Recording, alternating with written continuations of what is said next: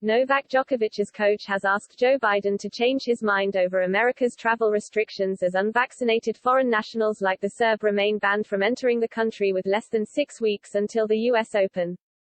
Goran Ivanisevic previously claimed it was near impossible that his charge would be allowed to compete this year. Djokovic looks set to be stopped from competing in the final Grand Slam of the year as the United States refuses entry to unvaccinated travelers.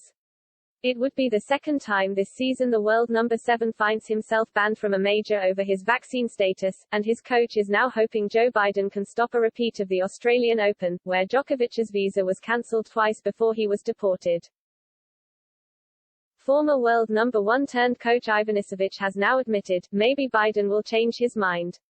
It comes after the 50-year-old Croat claimed he had a better chance of winning next week's tournament in UMAG than his charge did at getting into America for the U.S. Open, saying, "I am more optimistic that I will win UMAG if I get an invitation from Tomislav Poljak, tournament director, than Djokovic will triumph at the U.S. Open."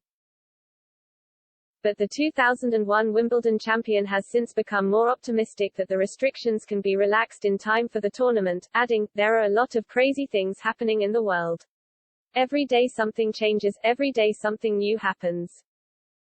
Ivanisevic was by Djokovic's side when the 35-year-old was deported from Australia at the start of the season and recently slammed the restrictions the 21-time major champion had been subject to this season.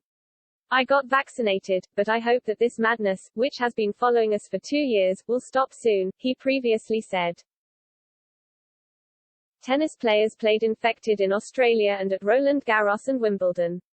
An unvaccinated person who is not infected cannot enter the USA, but a vaccinated person who is infected can. That person can also infect hundreds of others. It's crazy. His new, more positive outlook comes after the U.S. Open published their entry list on Wednesday, with Djokovic named as one of the competitors. But the final Grand Slam tournament of the year quickly issued a statement clarifying that this was just part of procedure, and confirming they would follow government guidelines on who could and couldn't enter the country.